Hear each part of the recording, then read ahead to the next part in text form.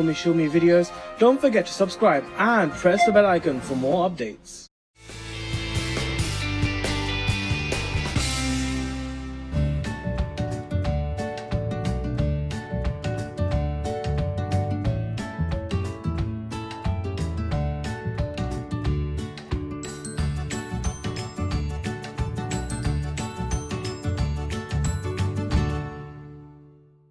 Hello.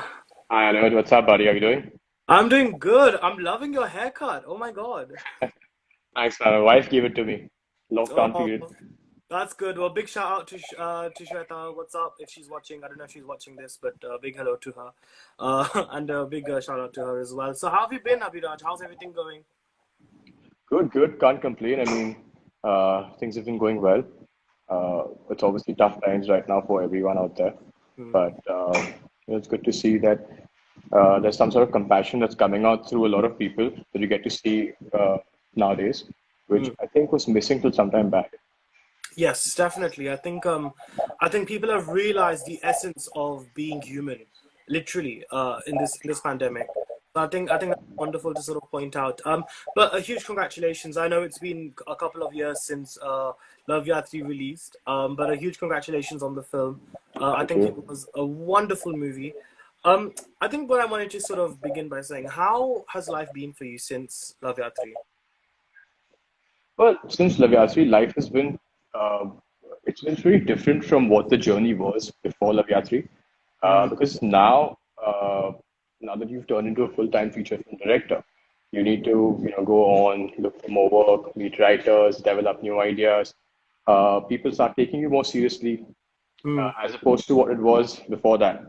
right. So it's been good. It's been a good journey where I'm getting to meet a lot of different people, collaborating with some great minds, and can't complain, man. It's going well. Yeah, definitely. I was going to say, and I think I guess your responsibilities have changed majorly as well since the film, because before I believe you were like an assistant director with YRF, and now you, like you mentioned, you're a feature film director. So I guess those responsibilities that, in a way, pressure must have increased as well, right? No, pressure definitely goes up. The thing is, having worked with so many different directors and seeing them handle pressure and seeing how they tackle it, it's easier said than done. You're just sitting on the other side of the table and you're looking at them and you're like, "So why are you stressing so much?" It's only when you get into their shoes Yeah. is when you start feeling the pressure. It's like at times you start second guessing yourself. What I'm doing right now, the way I'm portraying this scene, is this correct? Will people understand it? Will the message go through, not go through? Will the message of the film go through, not go through? You start questioning yourself. But I think that's the time when you do like really just calm down, take a moment, and just go with your instinct. Sure, no, definitely. So obviously, Loveyatri was a film which aimed, I guess, to sort of break stereotypes and shatter the stereotypes attached with the representations of Gujaratis in mainstream Hindi cinema. So how successful do you think the film has been in doing so? But honestly, I think we were pretty successful when it came to breaking stereotypes, which were preset throughout the 90s cinema. Sorry. We did a good job with that. I also think we brought out Gujarati music coming out. Even nowadays, we hear Chogada. It's not restricted to Navratri. It's not restricted to Garba. Yeah. You hear it in nightclubs. So people are Mm. actually going out there and grooving to Chogada in nightclubs. Punjabis are putting it out there in the Sangeet performances. I've seen it all. So I'm seeing a transition happen. Earlier, tell me something back in the day, which Gujarati song or Gujarati folk music would play at other weddings, would play in nightclubs? Oh, very, very rarely. In fact, if as soon as you'd play that, people would actually run away. I'm not lying. Literally, as soon as you'd put Garba or something on, they'd run away. Unless if it was like a Dholitar or Dhol Baji or something like that, which was more Yeah, mainstream, then maybe they would stay on the dance floor. But otherwise, they would run away. And I think yeah. it's quite a good point that you've sort of made there as well. I think it's important as well, because I think what happened was as well, Abhiraj, if I can be very honest, especially when it was to do with Gujarati films in particular, there was a lot of there was a stigma attached to it. Like, we used to run away from it, and I think now what's happened is that the floodgates have opened, and I think now we're Yeah, accepting films for what they are now. Have you noticed that's that true. change as well? Definitely, that change is coming through. The acceptance is gone up. People are starting to appreciate cinema, and I would, really credit the OTT platforms a lot in this, because I don't know people who are actually sitting in Bombay or sitting in any other metros would, go out to a theater and find out where is a Gujarati film running and go and watch it. But if Mm. it's easy access at home, just go up Netflix, Amazon, whatever it is, Yeah. play the movie and really appreciate it and actually enjoy it. That's, I think, what's really helped Gujarati cinema grow. Definitely, no, absolutely. So lockdown has been quite a busy period for you because you've made two back-to-back music videos. Was huge congratulations on those. I was extremely proud and excited when I saw your name saying directed by Abhiraj Minawala and that too featuring Salman Khan himself. I mean, how was it like for you? Because obviously Salman backed your first feature film and now he's actually in a music video where we're seeing his face and you directed him. So how was that experience for you making those two music videos? So the experience was great. Just to clarify, so the second music video, which came out, Tere Bina, is Yeah. actually directed by Salman Khan himself. And I had the privilege of being his associate director. Oh, Uh, right. Okay, so okay. that was his vision completely. And the earlier one, which was Pyar Karona, Yeah. that's a song that he came up with. And, he really said, I want to put a message out there for the people in these times. Mm, And you have people coming on social media, you have people coming up on your television sets, talking about Corona, talking about 10,000 things, but not sweetly, not in his style. So I think it was more so he wanted to do it in his being human style. yeah. And to be honest, I just rolled the camera and he created magic. It was Mm, all him. I can imagine. I think Salman sir has played a huge a role in your life as well. I think obviously because the fact that he is one of your first producers of your first feature films. So had it not been for him, I mean, what or where do you think you would have been right now? Ah, it's really tough to say, Anuj, No, it's a because subjunctive question. yeah, because I'll tell you what, one thing that I have never done in life is I've never messed around with the flow of it, right? So I have never planned that this is exactly what I want to do in 10 days' time, or this is what I want to be in a year's time or 2 years' time. I've gone with the flow. Sure. I want to make movies. I work towards it. It somehow the flow took me to Yash Raj. I worked there, I worked there, I worked there. I learned a lot from different directors. It was my film school for Mm. me. And I went with the flow. I wanted to make a movie for them. But going with the flow, I ended up working on a film with Salman Khan, with the Sultan as a chief AD. Yes. And that took its own route, and I went into SKF and directed a film for his production house. Wow. So Yes. I had never imagined that. I mean, if you asked me this question 5 years back or 3 4 years back, I would Right. have said, "What are you talking about? I'm going to make a movie for Yash Raj." Now today you ask me, "Are you going to make a movie outside of SKF?" I don't know. I mean, I know I want to make a movie for them. They're the ones who gave me the break. Do Of I want course. to go to Yash Raj? Of course, I want to go back to Yash Raj. But had things not happened, how different would they have been? I have no idea because I think that's the best way to go about in life. Just go with the flow. Let life take you where it has to. Sure, no, definitely, of course. And I think it's always just great to hear perspectives like that, see what people have to say because like we say, I mean, kuch bhi ho sakta hai. I mean, as what's happened with our world right now, I don't think Yeah. anyone's expected or even saw COVID-19 technically coming. So I think it's true. I think what you said is absolutely apt. I'm glad you mentioned Yash Raj Films as well because that's where you began your sort of journey as a filmmaker, as a director. So, what was the greatest learning from them? Because they've made some excellent works, and you've been a part of some versatile films yourself. So, what was the greatest learnings for you there? Well, I think the greatest learning that has been there has to do your work with utmost honesty. Being very, very true and honest to your art. Uh, that has been the greatest learning, and that's something I learned the most from Mr. Yash Chopra when I worked with him, under him rather, on Jab Tak Hai Jaan. Hmm. I wouldn't even call it work. I was just learning under him. I mean, I was just on set, just staring at him and looking at him and observing everything.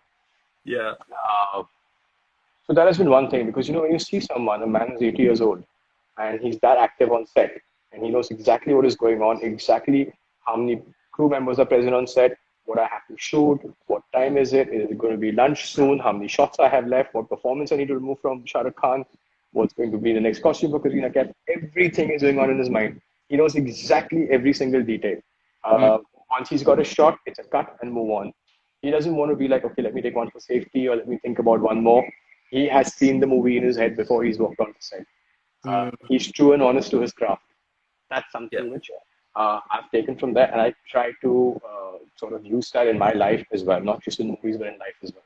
Wow, that's amazing, and I think it's interesting as well because you've actually technically worked with both Salman sir and Shah Rukh sir actually in your Yeah. career. And I think it's just quite when you think about it like that, it's like wow, like these things have actually happened. I'm sure it must even make you feel overwhelmed sometimes as well. Surely, right?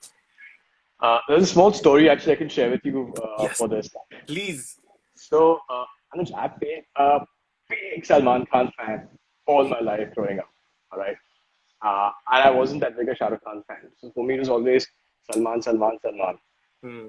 Uh, we were shooting, we were just finishing shoot on this movie called Ladies vs. Ricky Bell. Yeah. I was assisting Manish Sharma. And the chief AD of Ladies vs. Ricky Bell, Bharat Ravi, he was also going to be the chief AD on Jab Tak Hai Jaan. Okay. And at that point of time, in Yash Raj, the way it used to happen, all the ADs would, like when project was getting over, they would move on to the other project. And, first ADs would come, start discussing with the other ADs. And I, that time, the first AD of Ekta Tiger. So this first time Salman Khan working with Yash Raj, YRF. Yeah. asked me about, why don't you come and work on Ekta Tiger? And that, I'd worked with that person earlier, and she told me such a big fan of his, why don't you come work for him? Uh, I thought about it, and I was like, no, not right now. And because my goal and target was to work on Jab Tak Hai Jaan. And because I knew that sometime later in life I'll get an opportunity to go and work with Mr. Salman Khan, which happened. With Yash Chopra, it was his last film. So and at that time, it was clearly he announced that it's going to be the last directorial film of his. And I took that gamble and I went and I did my learning there and I was a part of that project. And then go with the flow of life. Sultan came by. Wow. That is incredible. That's mad, man. I mean, it's just amazing how like the universe really reciprocates these Yeah. wishes and these desires, and I just think it's a very I think your story is a true sort of representative of that fact as well. But I think there's a lot of I think right now we have a lot of filmmakers out there who really are very passionate about their craft. They're really passionate about cinema as well. So, what advice would you give to them, especially because it's a very tough industry to break into, as you know. So, what would you like to say to those people who aspire to be a filmmaker in this industry? Well, the most important thing is never stop learning. Never turn around and say that I've learned it all and I know it all. Uh, I saw a man who at the age of 80 was still learning and wanting to learn things. Uh huh. So, yeah. So that's how this Yash Chopra was. He was still every day learning. He never stopped learning. Mm, Never stop learning. Never say you know it all. And because there's so much you can learn in life and in filmmaking from so many people on set, be it your DOP, be it your scriptwriter, be it your lightman, your spot boy, your art department people. You can learn a lot from a lot of people.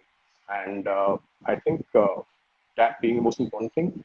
And along with that, keep things simple. A lot of upcoming filmmakers want to get into, I want to use this technology in my film, I want to use this, I want to use that. Uh, Crack the story first. Keep that simple. Get the story right. What do you want to put across your point? yeah. Uh, that's the most important thing. Once that is there, then you can go ahead and do all the treatment possible. You can make Hollywood style films, use VFX, do whatnot, but get the story right.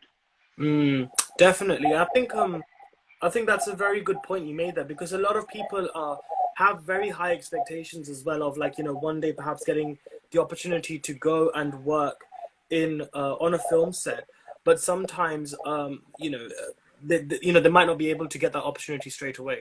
So I think it's also important for people to maybe use the digital revolution, the digital platforms right now as well to their advantage, right? Yeah, of course. Uh, this wasn't there back in the day when we started off. Yes. It's something. It's like a new arena altogether for the new players to come in and sort of practice in and play there and make their career in. I think digital space is really important because whatever they say, I'm of a firm belief that it's more of a director's medium. Because here, no one, there's no box office numbers, there's none of that. It's going directly to your audience who wants to watch this, Yeah. right? Only they're going to go tune in and they're going to watch it. Uh, that pressure's off. I think that's one important thing of what the numbers are going to be, what's the PR going to be like, who are we clashing with or clashing with. Something that a director should not be worrying about at all. Right. Just focus on the story you want to tell in the manner you want to say it. Hmm. So that is great, and that's not only applies for directors, but even for upcoming actors, even for DOPs. You get to experiment a lot when it comes to films and like even shows on the OTT platforms. So it's a playfield out there for that. Yeah, no, absolutely. In fact, speaking of OTT platforms, has there been anything in particular that you've watched that's really that you've enjoyed watching, or do you have any plans to sort of foray into that aspect as well? I mean, I'd love to get into making some content on OTT platforms. There's actually some stuff that we're developing also with a couple of writers. So that's work in progress right now. But a show of late that I've seen and I've really enjoyed. One of them, of course, has to be Money Heist. I mean, I just love that show. Yeah, a lot of people have like been going on. I think is it Bella Ciao that there's that song that's Yeah, one's literally everywhere, and I'm like, guys, like honestly, like once one thing goes trending, like one thing trends, and then everyone yeah. goes bonkers for it. And I've been seeing so many covers and so many aspects of it. I'm like, oh god, like here we go again, kind No, of a but thing. that is a fantastic show, and I think they really marketed very well, outside of the platform to go ahead and really get into the merchandising of it, to get in people's faces, like all those names of the characters, like Hmm. the Professor, Nairobi, Yeah, Tokyo. They've just become such a name now that uh, I've actually heard of people, like, okay, what if you were a Money Heist character? What name would you give yourself? And go into that kind of space. So that's really picked up, and you don't get to see that with a lot of shows. Like, which is the last show that you probably saw, and you were like, what character name would you give yourself in the show? I'd probably call myself Bao Bhaji. I don't know why. I guess it's such a weird. Well, brother, it has to be a city name. So Oh, it has to be a city name. yeah, That's this is a good game actually. What name would you give yourself actually, Abhiraj, if you were part of Money Heist? What name would you? me, I actually thought about it. So I would give myself the name Dubrovnik. Might go with the look as well now. Actually, yeah, that's true. I think I'd probably call myself. I don't know. I don't know, London, I guess, because it's just the easiest, convenient thing to kind of give myself. Probably. I don't know what else I'd kind of say, but I think yeah, Money Heist is definitely a show that everyone's watching. But I think having made a romantic comedy slash drama like Loveyatri, what area, what sort of genre of film are you keen on exploring now? Is it something that you have on your bucket list? So, Anuj, the thing is, I've always believed that there are no genres, to be honest. It's supposed to be just entertainment. Movies is all about entertaining people. It can come through romance and comedy, it can come through action, it can come through whatever form. Back in the day, films like Amar Akbar Anthony, what genre would you put that in? Masala. Okay, fine. So, masala is not officially a genre, but now that you've created one, that's what I want to do. No, definitely. I get what you're saying, right? So you're not really, yeah, go on. Yeah, but see, the thing is, I really want to get into doing a lot of action as well. Right. Uh, Initially, before Loveyatri happened, when the script came through, the stories that I've been working on, and I'm still working on some movies related to. There's some sports dramas. There's an action drama. There's a heist film. So I'm working on all these, but I don't want to really label myself as a director who's working in a particular genre. Right, I get you. Yeah, when I ask a lot of filmmakers this question, they have a very similar response to you. So I think maybe Uh, I should stop asking questions about genres because clearly no one's interested in genres, but more interested in actual scripts and yeah. stories, which is great, and I'm really glad to hear that as well. So obviously work aside, and obviously everything else aside, what else? How enriching has, in a way, lockdown been? Because I know it's a very difficult time for everyone, like you mentioned. Unfortunately, some people have left us as well. But besides that, how have you used this very negative situation and made it into a positive? Well, we really, I think it's not just me, it's everyone out there has used this time to really come together and bond with family is, I think, one of the most important things.